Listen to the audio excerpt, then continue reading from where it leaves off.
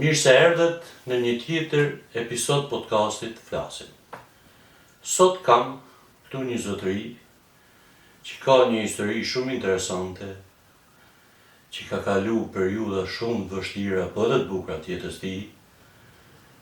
Vjen nga një familje e përsekutuar, baba i 2 fëmijëve dhe një patriot nga ato patriotët e flakt që e ka mbrojë çështjen shqiptare dhe vazhdon ta mbrojë.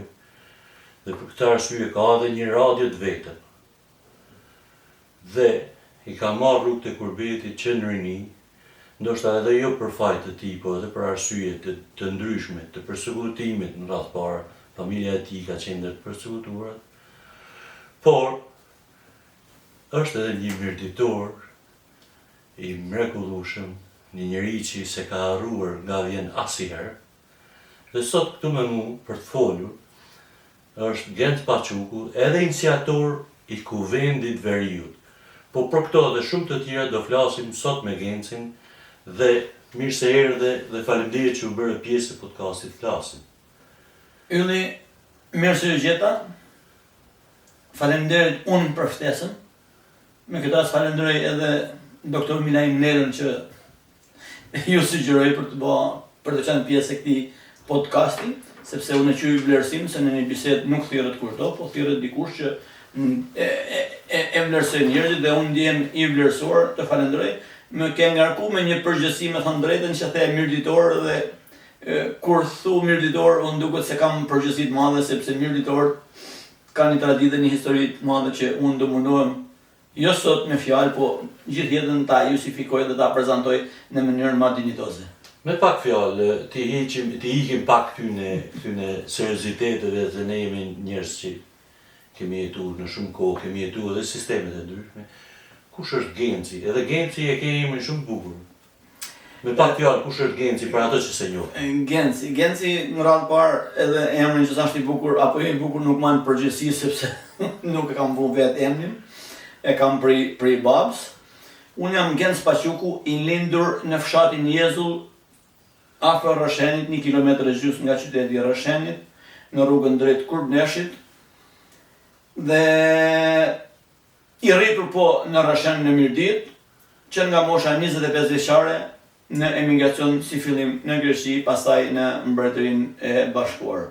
I rritur me probleme, me halle, me përsekutime, se halle kanë pasur shqiptar, por unë edhe një shtresë tjetër që ne sot quhemi të përsekutuar, ndoshta kemi pas halle pak më shumë, por i kalu. Jemi këtu ndodër, po flasim me Yllin. Nalemi pak i këtu, sepse janë shumë interesant periudat e ne quhemi ky brezi i parë i emigracionit të fuqishëm, mas 90-s, po pa harruar se kush jemi përpara. Dhe kjo punë e përsekutimit, sikur është në anashkalu, thamon. Po desha diçka, si e ke nje veten në atë kohë, qoftë edhe familja jote, dhe si erdhe në përfundim për të marrë rrugë të Kurbetit? Baba im është u arrestu në vitin 1981, besoj se ndoshta ajo kohë ka qenë kulmi i represionit komunist, kulmi i luftës klasave. U arrestu për agitacion e propagandë që besoj që edhe po t'ishin, nuk janë vërteta ato, sepse nuk i ka thënë, po edhe po t'ishin vërteta, besoj që nuk do të përbashin ndonjë krim, megjithatë u arrestua, u dënua. Ne ishim 5 fëmijë, unë ishim djali mas 3 vajzave, kam qenë 11 vjeç, edhe na ka mbajt nana deri në kohën kur doli baba nga burgu. Unë në atë moshë, 11 vjeçare, kam qenë zot shtëpie. Domethënë çfarë kuptimi? Unë kam përfaqësuar familjen time, sepse në Mirdit kemi një zakon kur një darkë, një drekë, një dasëm, ose qoftë edhe një fatkeqësi, patjetër një përfaqësues i shtëpisë duhet të ishte aty, edhe mu më ra që 11 vjeç që unë të bashkohem me njerëz, me burra, me pleshë të musta. Not burrave.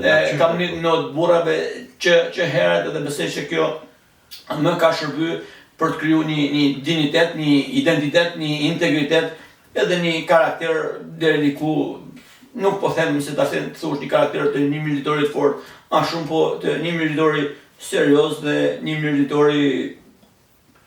Pa ju largu kësaj, a mendon se është tregu qoftë edhe sot, është tregu e vërteta për persekutimin dhe njerëz të persekutuar, ose njerëz të përndjekur në atë kohë. Se me sa di unë kam pa dhe një status të amin, tash që po bëhet ato të persekutuarit janë bëu ato që kanë persekutuar njerëzit. Unë mendoj, nuk e di, a me agent apo pa agent, mendoj se shtresa e ishte persekutuarve janë munduar të marrën në kontroll. Do më thënë një pjesë formalisht janë vlerësuar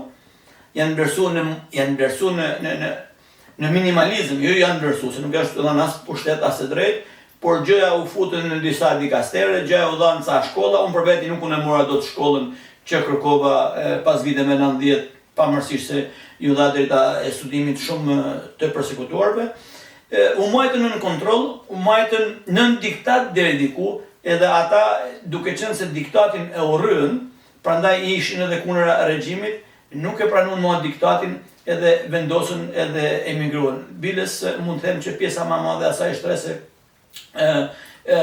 kanë emigruar dhe nuk qëndruan në Shqipëri sepse nuk gjetën ndyrë të hapura. Besoj që me agent u majtën thjesht disa njerëz që ishin gati më pak persekutuar ose të shtrirës të persekutuar u majtën afër për të hedhur një syve, për të justifikuar këtë qëndrim të politikës ndaj këtyre, po në të vërtet nuk janë vlerësuar asnjëherë. Na kanë dhënë ca letra me vlerë në atë kohë, minimalisht nga ana ekonomike minimale në vlerë, por në fundit ajo që kemi kaluar ne nuk lahet me parë. Gjithsesi, këto janë kushtet, ndoshta besoj kemi faj edhe vetë se nuk luftuam, nuk qëndruam aq sa duhet për të kërkuar drejtat tona, të pak në demokraci se në regjimin komunist ishte e vështirë që të kërkohej diçka.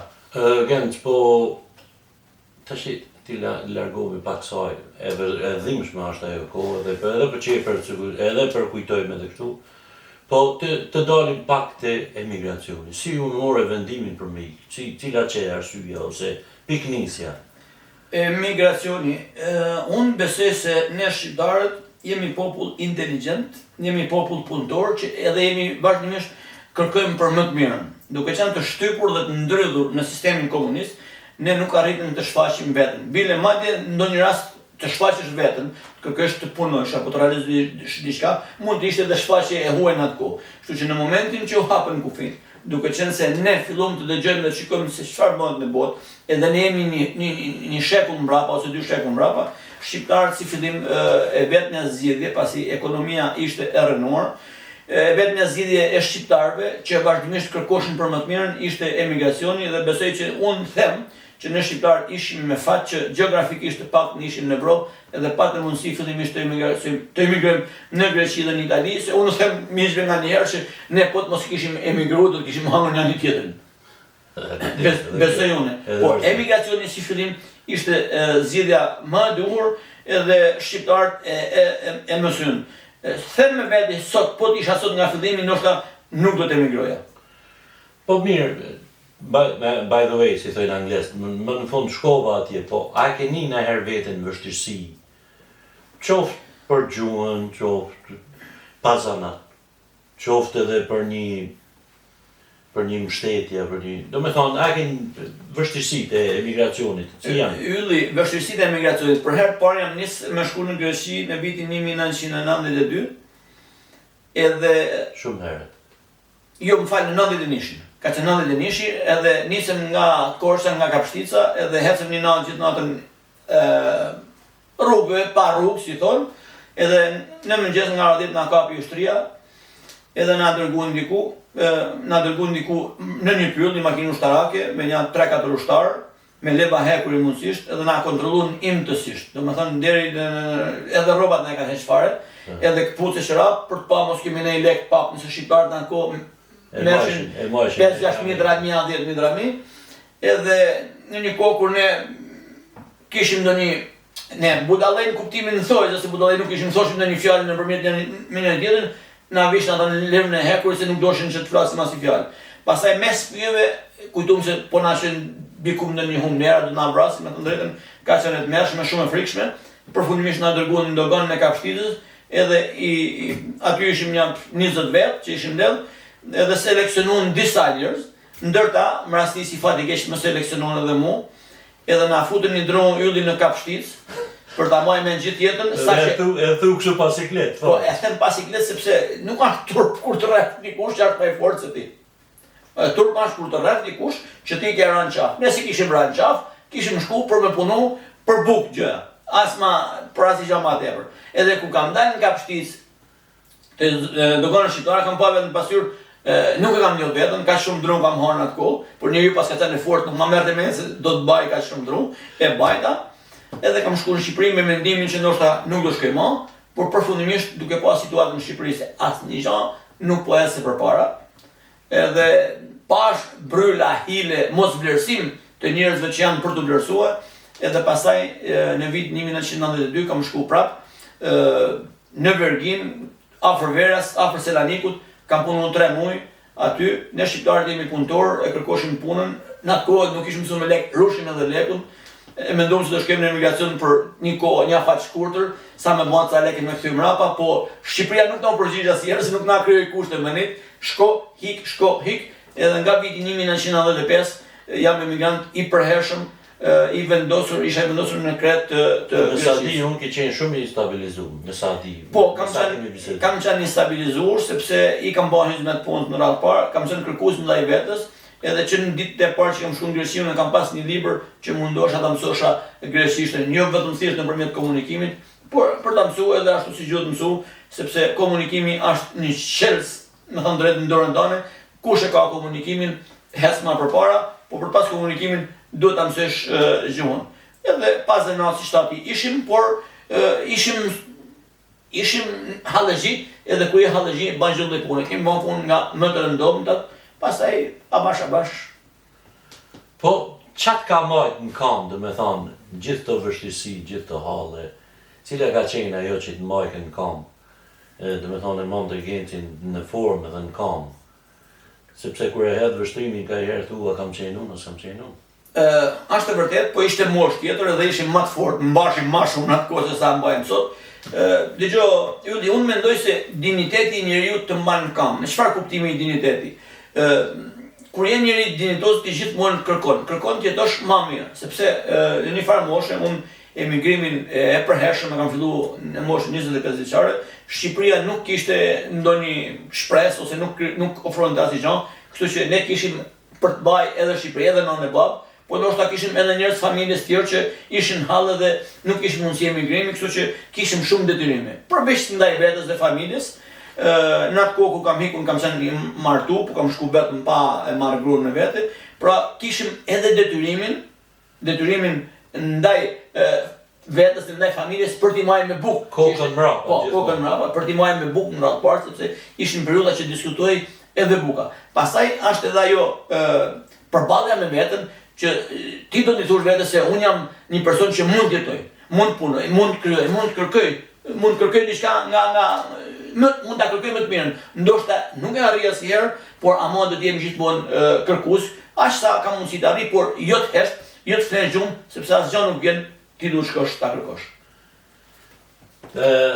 Po mirë, duke qenë cila që ajo, me sa di unë nuk ke shumë kohë këtu në Londër, një 6 vjet, cila që ajo arsyeja që, do me thonë, për një emigrimin e një emigracion tjetër, do me thonë, e njëjtë është emigracioni gjithmonë, po për një vendin në një vend tjetër që atje pothuajse ishte stabilizuar dhe kështu.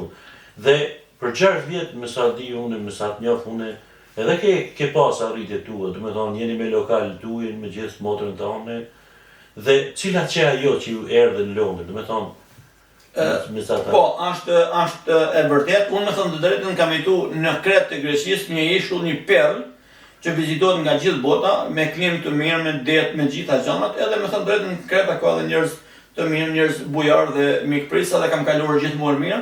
Patjetër atje jam marrë edhe me aktivitete, patëm kryer një shoqat shqiptarësh, patëm hap edhe një shkollë shqipe atje dhe ishim vazhdimisht u mundoshim të jepshim një kontribut që shqiptari atje të jetë i bashkuar, të jetë i vlerësuar, sepse kur je i bashkuar ke forcë më të madhe dhe kur je i fortë edhe njerëzit të respektojnë më shumë. Edhe duke qenë në ndjenjë nacionalist, doshim që shqiptarët aty të pak në Kalamajt, se njerëzit që kishin shku në emigracion drejt për drejt e dishin gjuhën, po të mësojnë edhe shqiptarët brezilit të mësojnë gjuhën shqipe. Pra edhe kam pas kontribute, edhe kam punu me orët e tona, kam punu për shembull për 7 muaj me 10 orë në ditë, pa pushu asnjë ditë, sepse kështu ishte puna, punoshim turizëm, por duke qenë se kam punu me thënë drejtën shumë me angles, edhe gjuhën e mësova, filloi mu kriju Anglia si një ëndër. Po flasin atë kur punoja me angles ishte Anglia e viteve të arta. Që Anglia e viteve të arta do të thotë që nuk është thjesht vetëm te parja, po kishe më shumë dyrë, ishe në Angli, për shembull në Greqi, duke sigurie në një rafsh, edhe nuk ngreje shumë do, sepse nuk të krijohen kushte as për karrierë, as për gjëra të tilla, po në Angli duke sigurie gjithmonë në shkallë. Nëse merr guximin ti marrësh ato shkallë, do të ngjitesh të shkosh lart. Nëse do më hes në fushë, edhe këtu hes në fushë, mashteti me bukë, por nuk bas asnjë gjë më tepër.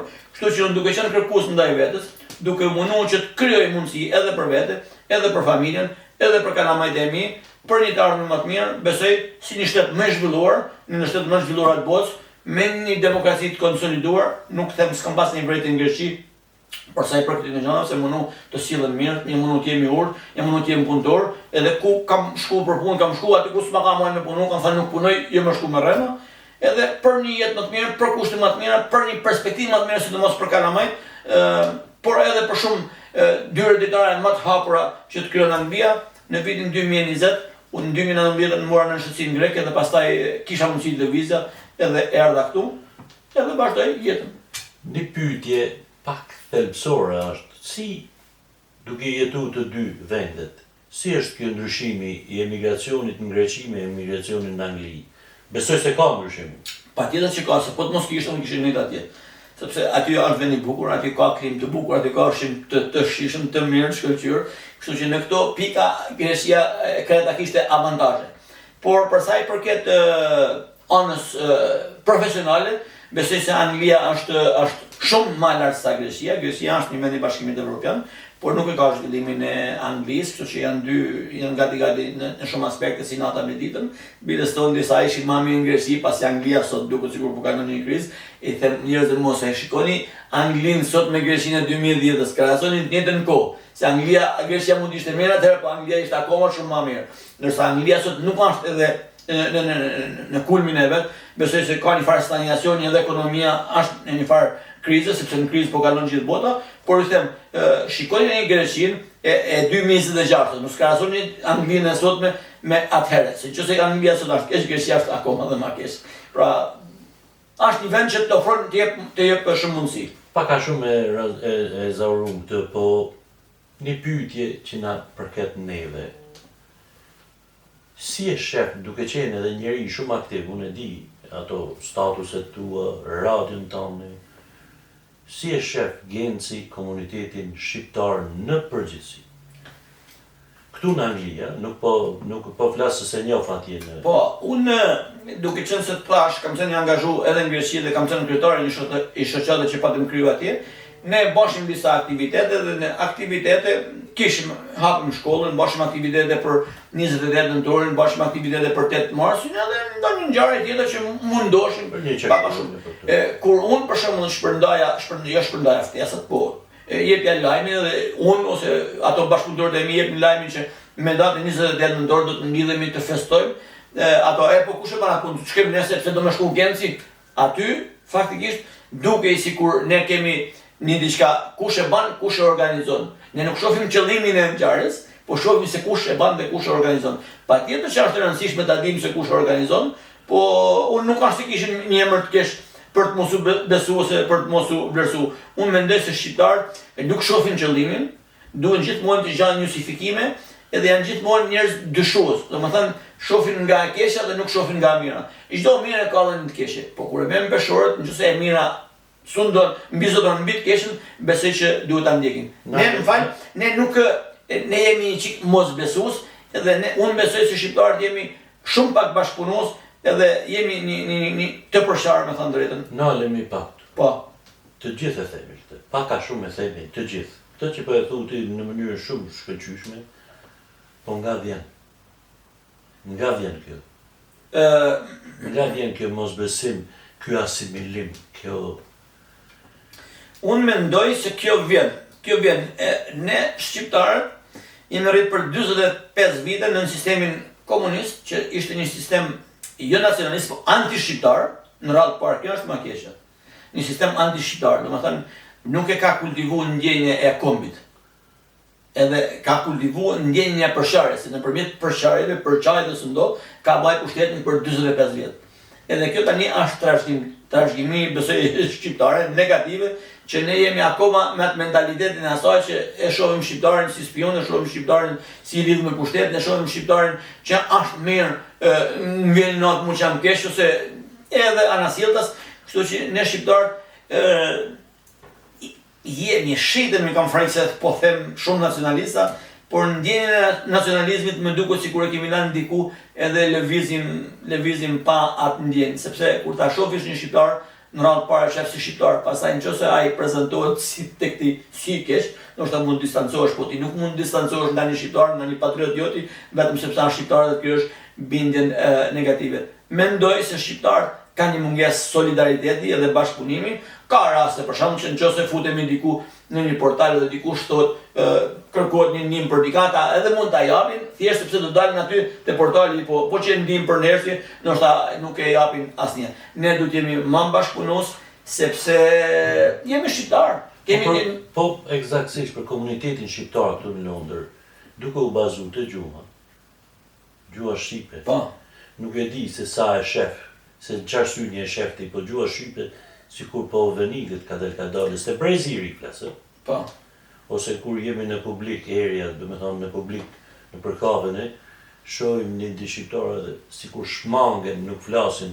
Pse duhet jetë kjo? Po shqiptarët e krijojnë distancë dhe shmangen që në fillim, nëse ti i shikon që thotim një hapësirë publike, ose i shohësh për shembull kryesisht në për aerodrome, kanë kalamajt e vogël edhe në aerodrom të Angli për shembull i flet anglisht. Domethënë se kujdo me i tregu se flas anglisht, se flasësh anglisht në Angli nuk ka nezësi e madhe. Edhe fëmia që lind në Angli, anglisht nuk do ta ketë gjuhë të parë. Sepse do të mësojë, se do shkojnë në kokë, shkojnë në shkollë, pra ka gjitha shanset të mësoj.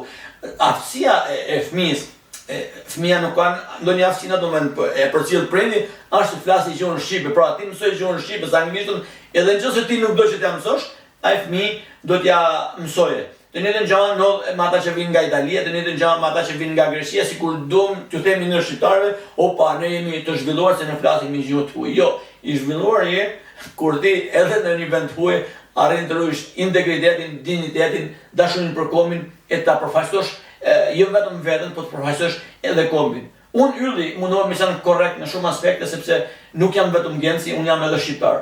Sepse kam një farë detyrimi që ta përfaqësoj kombin kudo që shkoj në nivelin më të lartë, se nesër pas nesër mos të thonë njerëzit ja si janë shqiptar.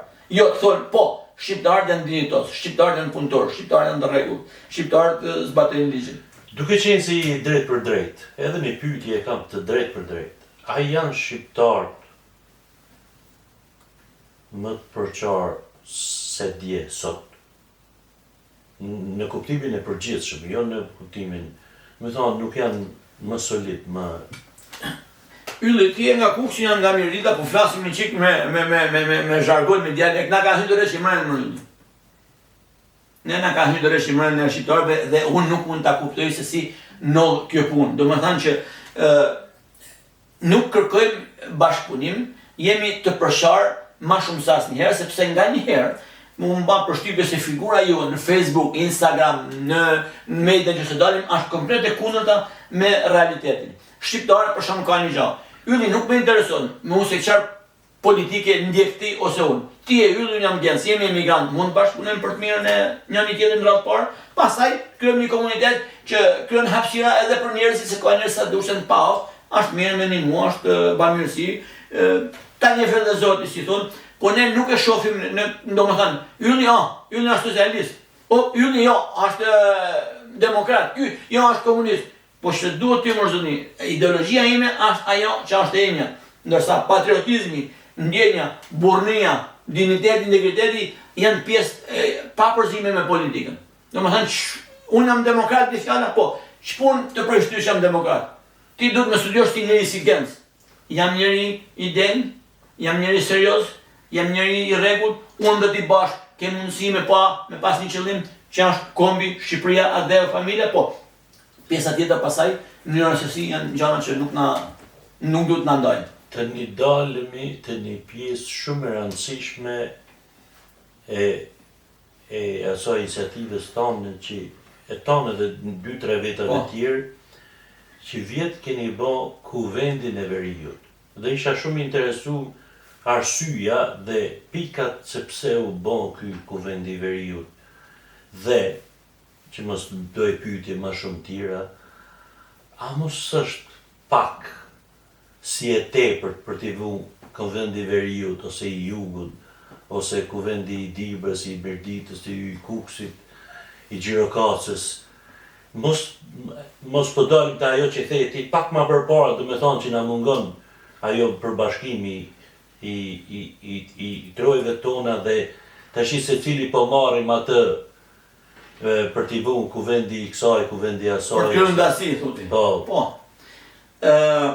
Unë bashkë me disa të tjerë e thirrëm kuvendin e Veriut, edhe u mbështetëm, edhe nga njerëz që nuk ishin nga Veriu, kim pas përfaqësues, jo vetëm nga Veriu. Ne kemi pas përfaqësues edhe nga Jugu, ne kemi pas përfaqësues nga Maqedonia, nga Trojet Shqiptare, nga Presheva e Largët, nga Prishtina kemi pas, edhe patjetër nga Veriu, që gjithashtu edhe vetë nga Veriu, pavarësisht se kuvendi i Veriut, edhe na kanë refuzuar.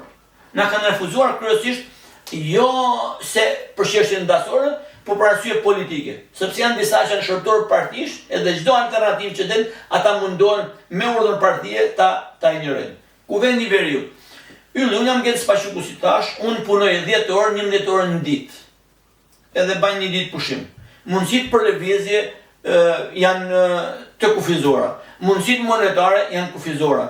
Kapacitetet ndoshta intelektuale dhe drejtuese nuk janë kufizora, po nuk janë në atë nivel saqë unë me ato të mirë thrasim një kuvend kombëtar. Ne thirrëm një kuvend të Veriut, sepse momentalisht Veriu ishte si pjesa më e diskriminuar me qëllim për thirrjen pasaj të një kuvendi kombëtar. Unë mbaj në korriza sa baj, nuk marr përsipër dot më atje për se sa mundem të bëj. Pra unë nuk jam në gjendje sot si individ, për arsye që përmenda bashkë me bashkëpunëtorët e mi që të thrasin që të kishin bë kuvendin e Veriut, pa nis nga diçka vogël. Po duke pasur Veriu, dhe po them 4 pikat e kuvendit Veriut me të cilët ne kemi hyrë në bisedë për ta bërë. Po, e para ka qenë diskriminimi i Veriut. Veriu po diskriminohet në të gjitha format. Domethënë një gjë shumë e thjeshtë, përveç që ka mungesë investimesh, përveç se qeveria nuk ka as president, as kryeminist, as ministra nuk ka nga ata e thuti. Nga Veriu, po themun po tash këto thonë edhe faktët. Shifra bëhet në thet, shifra bëhet në rjoll, shifra bëhet, domethënë ka mungesë investimesh. Edhe më e keqja ose një ndër të këqija është që kemi 2 tra që paguajmë për me lëvizje në veri, pastaj ti shiko, u prish një orë, u prish një rrugë diku nga Miloti për në hyrjen e Lezhës, edhe po izolohet edhe turizmi, domethënë duket sikur mos shkojnë ani po hajdeni nga jugu. Domethënë ky është diskriminimi kryesor i Veriut që patjetër që kreç Shqipëria është e diskriminuar, kreç Shqipëria është e shënduar, kreç Shqipëria është e vjedhur, po kene në veri rëndoni çik më shumë. Përveç diskriminimit është shpopullimi që ka ndodhur në veri. Këto zona perla të Veriut janë të shpopulluara sot. Edhe po mundohen gjë ta ripopullojnë, po nuk ripopullohet pospate politika. Pospate politika zhvillimi nuk ripopullohet. Pra, edhe shpopullimi, edhe shkombëtarizimi ishte ndër pikat e kuvendit Veriut. Edhe një luftë kundër neokomunizmit. Neokomunizmi po studon në Shqipëri. Po ta shohësh të gjithë, duke filluar nga kryeministri, ministra, parlamenti, të gjithë i ke me rënë komuniste. Kjo është një neokomunizëm, një formë re komunizmi e kamufluar gjë sikur ka demokraci, por në Shqipëri nuk ka demokraci, vendos vetë zot Beshkomash e Dirama. Përveç asaj, pika tjetër e kuvendit Veriut ishte bashkimi kombëtar. Edhe kjo besoj që i përmbledh edhe ato të tjera. Po si shkoj si kuvend kjo? Kuvendi i Veriut. Kuvendi i Veriut unë besoj se shkoj. Ka vazhdimsi. Po unë besoj se kuvendi i Veriut shkoj mirë, se unë po shoh partitë politike që janë të angazhuara, kanë buxhet, kanë njerëz që punojnë për ata, me urdhër dhe me dëshirë, edhe kur bëjnë takime duhet të sakrifikojnë shumë për me mbledh njerëz. ne e bam atë në Mirëvit, në Rëshen, edhe patëm goxha njerëz, ndoshta pritim edhe më shumë, po ato që erdhën, patën cilësi, kjo është shumë e rëndësishme, edhe ne e kemi ma thjesht me thirrje, me telefona, me Facebook, do më thënë në këtë formë, ne nuk kemi ba investim. Bile dikush tha që ne tha, dum një grup valltarësh, që ta bëjnë një vallë aty te Pallati i Kulturës kur të hapim kuvendin e veriut, po nuk e di sa lek duan. Edhe unë vuna vetëm. Thash në mënyrën më absolute. As edhe një qindar. Pse? Sepse ne jemi një kuvend që po sakrifikojmë ka marrë nga Londra për ato që do të kërcejnë, për ata që në Londër jam i kompletu për veti, i kam kushtet e jetesës, unë kam marrë për të kontribuar për ata, dhe unë që të kontribuaj për ata, unë sakrifikoj kohën, sakrifikoj mundin, sakrifikoj edhe parat e mia për biletën, për shpenzimin e mia, por nuk sakrifikoj për të paguar njerëz për të marrë pjesë aty. Pra nuk ka me pagu jo 10.000 lekë hajde e të mushim Pallatin e Kulturës. Kush vjen, sepse unë edhe mos marr kush nuk jam i turpëruar. Madje jam krenar se mora iniciativën. Pastaj pjesa tjetër është e atyre. Nëse ata nuk e mbështesin, nëse ata nuk e përkrajnë idenë e kuvendit veriut, një lëvizje për të thënë që nuk duhet varemi nga politika, duhet jemi pavarur nga politika dhe nga feja. Edhe nga feja. Pra kur politika dhe nuk na shërben ne, atëherë ne duhet ngrihemi vetë i kërkojmë llogari politikës. Pra, nëse ti nuk don, unë erdha, ta dash mundsinë. Çfarë kuptimi ta dash mundsinë? Të erdha të thashë duhet bëhet edhe kështu, se në vendin demokratik e bëhet edhe kështu. Domethënë, luftohet me pushë, po luftohet në kuptimin demokratik ndaj një shteti që nuk të përgjigjet. E ti nuk do, bukur. Unë i hyp se e pres biletën vaj diare. Biletën e kam preme, vite puna ime, ti vazhdo dhe jeto aty. Por unë si shqiptar, me ndjenjë kombëtare, me dashuri për vendin, pra edhe për kombin, për njerëzit e mi, jo veç familjes, po çdo shqiptar, unë jam i detyruar të kontribuoj. Po nëse ata nuk bashkë kontribuojnë, çfarë do bëjmë ne? Do të tërhiqem, por me krenari, sepse nuk po ky komuniteti këtu shqiptar, si së bo njëherë bashk, sepse po shifet një si me thonë, një jo zhvillim me gjithë këto pasoja që po të bohen për ditë po shkojnë poshtë gjanat, nuk po ngrihen njerëzit. Dhe ky komuniteti, duke qenë se rinia është e gjitha në Europë, pothuajse 90% e rinisë është në Europë. Edhe këto sikur janë bo pak, janë bo calm down, si thënë, janë peshu bashkë me ato që janë atje. Si ka mundësi që nuk ngrihemi, do me thonë, anakaika jo ndjenja e patriotizmit. Sepse ti e dhe për drejt e thua atë që duhet me thonë. Dhe ky pyetja është, a jemi patriot si kur kemi qenë, apo na duhet ma shumë me bo për që duhet me qenë? Unë po t'jap një shembull. Për shembull, ne thrasim gjithë, kënojmë këngë në Samir Meksan shqiptar. Edhe po shohim, nuk po them tani, nuk duhet të anoj politikisht, po derisa ne kemi një qeveri sot që drejton vendin. Kur shkojnë 20.000 vetë stadium Meksan ka patriota, sa ata këndojnë e flasin. Bine imagjino, në vitin 2025, ashtë 2026, këndohen këngë patriotike në stadiumet shqiptare, që faktikisht mund duken pa lidhje, sepse është ndeshje futbolli, është sport, po është edhe nuk është luftë.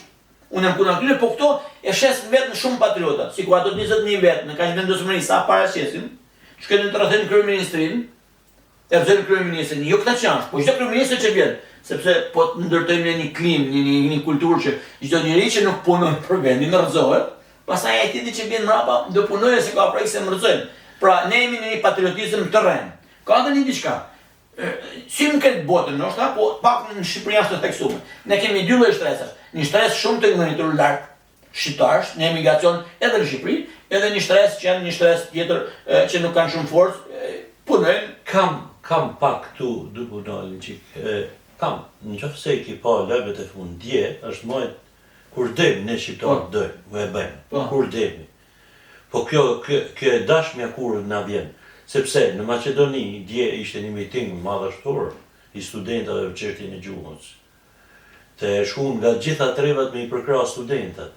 Do me thonë, a mos e kemi këtë patriotizmin reklamus apo patriotizmin e vërtet? Se ato që thejet në stadium shkojmë e kënojmë atje, Edhe për një hall tonin që është jetik, një hall tonin na nuk gre kërkush. Ashtë varet si t'na jepet, ashtë edhe i qikë kështon thjesht për medalën nështë edhe para kamera, po ka sa dush patriot nacionalista që vdesin për Shqipërinë, unë i kam taku vetë, pra nuk e mohojmë do të patriotizmin e shqiptarëve, po një pjesë e mirë është thjesht një reklam, është fasad. Kjo ka ardhur jo vetëm nga shqiptarët, ka ardhur edhe nga klasa politike që ka ndërtuar një klim të tillë dhe njerëzit janë mosbesues sepse duke punuar për kombin, faktikisht janë dy gjëra ndryshme, kur punon për kombin dhe për politikën. Këto mendojnë se po punojnë për kombin, po në fakt po përfiton politika. Tani ajo e Maqedonisë ti shih një gjë për shembull. Qoftë opozita nuk kam parë ndonjë qendrim të madh të opozitës në mbështetje të atyre protestuesve, ndërsa qeveria zero fare, sepse mund kishte thërë një ambasador për të shpjegime, mund kishte miratuar një rezolut në parlament, po imagjino në shtetin shqiptar, në qeverinë shqiptare, në politikën shqiptare kur nuk miratohet një rezolut për shkak që të njohësh pushtimin serb si genocid, atëherë imagjino çfarë nacionalizmi kemi në shqiptar, ku kemi shku edhe ku po shkojmë. Përveç asaj, Shqipëria bën një anë. Shqipëria është shtet. Në shtetin 100 sa vjeçar, ka dhe ca detyrime edhe ndaj trojeve shqiptare, edhe ndaj shqiptarëve që janë jashtë territorit të Shqipërisë, por edhe ndaj emigrantëve. Po këto nuk duhen, këto i mbajnë larg, sepse sa më pak të kenë, aq më lehtë sundojnë, sa më shumë të kenë e kanë të vështirë sundimin. Pata në radio, me që nëse përmende radion, unë jam bashkëpunëtor në radio. Mirë që dole të radio. Pata një nga Presheva, edhe më thane s'kemi dokumenta rrugtimi, zë pashaporta, s'tuk ta jep kush atje. Ato jetë në Serbi, nuk në apin. Po ku janë to ministria jashtë, ku janë politika shqiptare? Në më thënë që nuk nga një problem se nuk është një individ, po është një zonë e tanë që këtë botën, shtetet, për minoritetet e në kërkus, bile nga njerë të shqipërieshin, e mbi ngarkon, e mbi vlerëson, ban kërkesa deri në banalitet që nuk janë nështë të realizueshme ose nuk janë nevojshme ose nuk ekzistojnë fare, thjesht për të dukë se ka minoritet, ndërsa shqiptar, qeveria shqiptare, politika shqiptare në përgjithësi nuk e ngre zonin asnjëherë. Genç, paka shumë i shtjellum këto gjërat më kryesore, po të ndalemi te ky hobi jot, sepse ti je një njeri që punon shumë. Dhe ku e gjen këtë kohë për mu marrë edhe me atë hobin e radios, dhe me thonë, edhe indicia që të vjen për me e bokët, nga është? Në gjë, ylli, radio është edhe hobi, unë këtë rastisht kam fillu me radio, bile sa që kur për herë parë në radio më kanë thirrë një intervistë, ashtë zotin dhe është nështë në radio, keni akademik, keni njerëz ku të di unë, nuk e di, a jam unë një demë për radio, dhash një intervistë, pastaj edhe një tjetër, pastaj fillova duke gjetë njerëz që din thonë fjallën e tyre në radio, ndërsa sot moderoj, bile sonë të ndarë kam çdo të martë, me që se më pushim ditën e martë nga puna, çdo të martë kam një emision në timi, në mikrofon i hapur në radio Window, me qendër në Gjermani.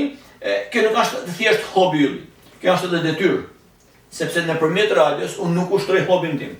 Po siç më ke thënë ti mua sot, unë të rrezikoj që do më thani një fjalë, sepse mediat në Shqipëri janë media që censurojnë, edhe kush thotë të vërtetën nuk ja jep kush mikrofonin. Pra ka shumë njerëz që kanë një fjalë, kanë një mendim, kanë një ide, duan ta shprehin. Ne shqiptarët të gjithë duhet bashkohemi. Si të bashkohemi? Orzotin, jo si kope, po të bashkohemi, gjithse kush thot fjalën e vet, edhe nëpërmjet këtyre bisedave, nëpërmjet këtyre fjalëve, nëpërmjet këtyre intervistave që bajone, të bëjmë edhe thirrje, të arrijmë në një emëros të përbashkët, që një emëros të përbashkët, sidomos ne shqiptarët e diasporës e kemi, një emëros të përbashkët edhe në qëllim, që është Shqipëria. Pra ne mundohemi duke pas ata në Shqipëri e kanë harruar se duhet me punu, ato kanë primare në vjedhjen, edhe shurjen e Shqipërisë, e shqiptarëve, e shqiptarisë si kom, ne kemi detyra tjera. Ne kemi ardhur këtu, kemi punu, po erdhëm nga halli, faktikisht po rrim gjatë, sepse duhet shkojmë atje, se pa shkuar atje ata nuk në shojnë, ata betën vjedhjen. Kështu që ne duhet të mlidhemi, të flasim, por do të kemi një gjë, do të shohim qëllimin. Qëllimi është rujtja e shqiptarisë, e rujtja e Shqipërisë, e traditave e zakoneve, edhe vetë si kom, po jo që të kapim e pasaj, jo kush e bën, jo po kush e tha, jo po nuk vise e tha, jo. Ne të ndjekim shembullin e përbashkët, që është Shqipëria si atë edhe si kom. Por duhet që ta dëgjojmë atjetrin. Edhe nëse s'na pëlqen, duhet ta dëgjojmë. Edhe me shumicë themi, jo, nuk ke drejt, por hajde ta ketë idenë vetë, sepse nga ide edhe gabume, një fjalë dhe një konkluzion edhe mund ta nxjerrim. Pra kjo radio, siç edhe podcasti jot, është për të mbledh kryesisht emigrantët, për të shprehur me mendime edhe për thirrje që unë vazhdimisht në emisionet e mia baj thirrje shqiptarëve, shqiptarë të bëhemi bashkë sepse jemi vonë. Nesër çdo kemi mundësi. Po këto duke i thënë haptas, ti duke i pa dhe statutet tuaja, edhe duke në gjuhë radion ku bën pjesë. A ke pas edhe pasoja, se pa tjetër që ka edhe pasoja, në me thonë, jo pasoja fizike, kështu, po ka pasoja. Po, pa tjetër që ka pasoja, unë ka nga të që nështë qëndrimet e mia nuk janë radikale, por janë të drejtë për drejta. Po pra. Janë të drejtë për drejta edhe mendoj që se kush kur thotë fjalë mendon se thotë të vërtetën. Unë nuk jam si jam përfaqësues, si më ka thënë zoti këto dhe unë përfaqësoj të vërtetën, edhe unë mund gaboj. Nuk gaboj me dëshirë. Edhe unë kem një opinion të gabuar, por jo se e dëshiroj, po kështu e mendoj. Edhe unë i rri muhabetit, i rri debatit, i rri edhe kritikës. Po ka disa njerëz që nuk e pranojnë kritikën. Edhe i kam pas miq në sa kohë që kam kontribuar në atë formën time, por kur e kam pasë kontributi im po shkon dam dhe nuk po, jo përveç se nuk po përfillet, po merret edhe si luftë kundër atyre, sepse ato ndoshta kishin një rrugë tjetër, ndërsa unë kam një rrugë tjetër, ato kanë një mendim tjetër, unë kam një tjetër, ato kanë një qëllim tjetër, unë tjetër, pastaj unë vazhdoj atë rrugën time. Sepse Churchilli ka thënë që unë nuk i shkel parimet për politikën, për partinë, por unë ndroj partinë për parimet. Pra unë kam parime, dhe nëse diku nuk isha parimet, patjetër do t'i kërkoj, do t'i vazhdoj me mënyrën time, jo do t'i kërkoj, po do t'i vazhdoj me mënyrën time. Kështu që unë kam parimet e mia, po duke pas parimet e mia, duke mos janë servil, kanë filluar njerëz ashtu po na bajnë, po na shohin si edhe se këto janë pranë. Jo, po na shohin domethënë derisa kim presh me disa miqësinë, disa nuk na falin, mënyrën se si bajnë. Edhe na kritikojnë, kam pas edhe sharje, por gjithsesi unë kuptoj një gjë, ylli ata që shajnë, ata nuk duhet të marrën në konsiderat. As nuk duhet të marrë për keq. Si një njeri që është njeri, që ka ndërgjegjje kulturë dhe dinjitet, nuk shajnë atë tjetrin sidosi të thoja gjë. Ndërsa ato që shajnë, unë i quaj njerëz të pandreshëm, ka kapacitet të tyre, nuk do t'i ndreshën me një debat, edhe i lanë harres në punën e vet. Unë vazhdoj përpara. Gjenc, falenderoj shumë, po kisha pas një dëshirë qysh e din Genci një thirrje për rinin shqiptare, edhe atë që është sot këtu, edhe ajo që i mundohet e vjen sot, këtu edhe gjithkund në përbot, qa ishte një mesazh për joti, qa do t'ishte një për rinin veçanërisht? Një mik jemi më thirri para një viti, kur që është sot rrinë në Tiranë kur shkoj edhe më tha do më prunë djalin. Djali kishte marrë shkollën e lartë, do më prunë tha në angli, tha nuk e di si ta bjet, nuk e di si të bëj tha. Edhe i them unë, po ti jam unë me anglin që njoh, unë djalin tim nuk do ta sjell në angli. Sot për shkak. Në kuptimin me sjell pa letra, apo pa dokumenta, sepse pa dokumenta djali ka marrë shkollën e lartë edhe nuk e ushtron as i ditë atë shkollë që ka marrë, ai do të jetë punëtor në ndërtimi, unë ku ta di unë si çfarë mund punoje. Por jo, nuk do të bëjë, nuk do të heci fare në karrierë, se s'ka letra, nuk ka një kush as shkollën. Pra, unë jam, jo vetëm për rinin, po jam kundra çdo shqiptari që sot e merr mundimin të emigroje. Do të thoshti, edhe do të thonë edhe ata që në gjën, po ti ke ik për veti dhe ta kishe se ke problem për tjerë. Jo, edhe unë e quaj gabim që në shqiptar, patriot, vazhdojmë të rrim në emigrim, kur kemi mundësi të ndërtojmë jetën tonë në Shqipëri, sepse në atë kohë kur që hikem diskutohet buka, ndërsa sot si rregull nuk mund diskutohet më buka. Ne kemi mundësi ta zhvillojmë Shqipërinë. Pozita gjeografike e Shqipërisë është e vërtetë që është në vendin sikur e ka beku Zoti aty ku është, me të gjitha pasuritë. Problemi i Shqipërisë nuk është Shqipëria, nuk është vendi, jemi ne shqiptarë, që ne nuk po kontribuojmë. Pra ne sot si rregull, nëse gjithë emigrantët fillojnë edhe mendojnë për Shqipërinë, edhe vendosin për të investuar kursimin e tyre, por edhe nëse s'kan kursime, për të investuar me kulturën e tyre perëndimore, me profesionin e tyre që kanë marrë diku. Unë besoj se Shqipërinë e bëjmë një vend që nuk ka nevojë me të vërtetë që asnjë shqiptar të emigrojë në asnjë vend të botës.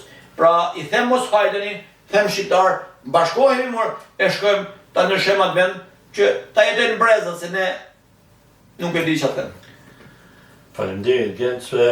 Tashti kam menduar të bëjmë një test të shkurtër, po edhe përgjigjet i duhet shkurta, duke përfshirë gjitha këto që i tham, test. Tash i ka ngel fjallat e se po pyetje drejt për drejta. Mirë dita me një fjalë. Mirë ditën, me ma thonë me një fjalë. Mirë dita, e kam të vështirë të flas për mirë ditën se më vetë mirë ditor. Unë për veti mendoj që është kështjell e shqiptarisë. Bravo. Shqipëria sot. Në ditët më të këqija, por shqiptarët mund t'japin shpresë. Gjaja ma e shtrenjtë për ty. Për këto gjaja ma e shtrenjtë është familja, për një adhetar është familja dhe kombi. Bravo. Kush është një frika ma e madhe për Gencin? Një frikë, jo frikë më emocionale, frikë, ka lloj frikësh, po një që e ka Genci, ose si biçim pengu, ma mirë me thonë. Peng që ne shqiptarët nuk arritëm ta bëjmë në Shqipërinë, e pretendojmë se ta bëjnë tjerë. Edhe në planin personal. Edhe unë shqiptar jam, pra edhe në planin personal, ndërsa frika më e madhe që më ka kap të kohët e fundit, me thënë drejtën është shurja si komp. E kam shumë frikë. Sepse thonë, mu më ka dek baba, po e kam nanën gjallë. Tani na shkem ke nana. Thonë sikur desin prindrit, sikur mbyllet ajo shtëpi. Kur largohen nga shqiptarët nga Shqipëria, ka marruaj vend. Pavarësisht se do të ketë një komp, ndoshta do të ketë një flamur, po besoj që është shuri. Londra apo Shqipëria? Apo se Tirana, Mirdita, ç'është duhet aty? Të dyja bashk, për të dyja kam nevojë. Londra është jetesa, Shqipëria është zemra. Tradita apo modernizimi? Se duke qenë pak edhe tradicional. Unë besoj që do t'jetë një përzierje e të dyjave, por duke marrë vetëm anë pozitive. Bravo. Dhe në fund, pyetja e fundit, ku e sheh veten Genci mas 5-10 vjetëve, 5 deri në 10 vjetëve? Një kam aneja, një kam këneja, apo me 2 kam me i vend?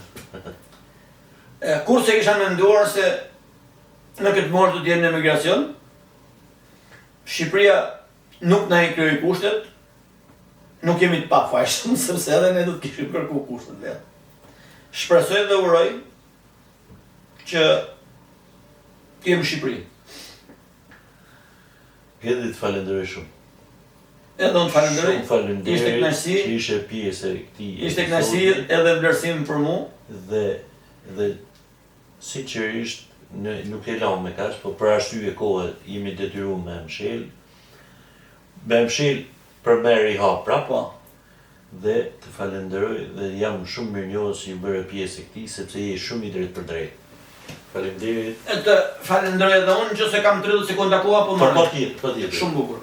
Tani ylli më ka ftuar mua këtu në një bisedë për të thënë diçka, aq sa më pyeti, aq sa paton më thënë, se nuk ma pat nërpre ylli ke më thënë vetëm këto mendova me thënë une, po unë kam bërë 1 orë marrë me tren nga shtëpia ime për tek ylli. Tash 1 orë me tren nuk është kur gjë. Nuk po them se kam bërë një sakrificë.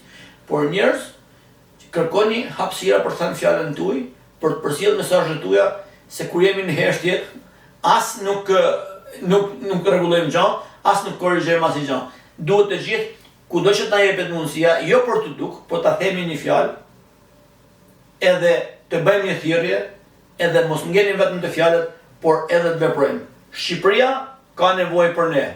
Ne ja kemi kthyer shpinën duke qenë larg, mos ja kthejmë edhe mendjen edhe zemrën. Besoni, Shqipëria bëhet, por atë e bëjmë ne. Kështu që duhet jemi më të bashkuar, më të vendosur për të pa atje. Faleminderit. Edhe unë të falenderoj shumë. Dhe me kaq e mbyllim edhe këtë episod duke ju falenderuar Gencit dhe mirupafshim në episode të tjera.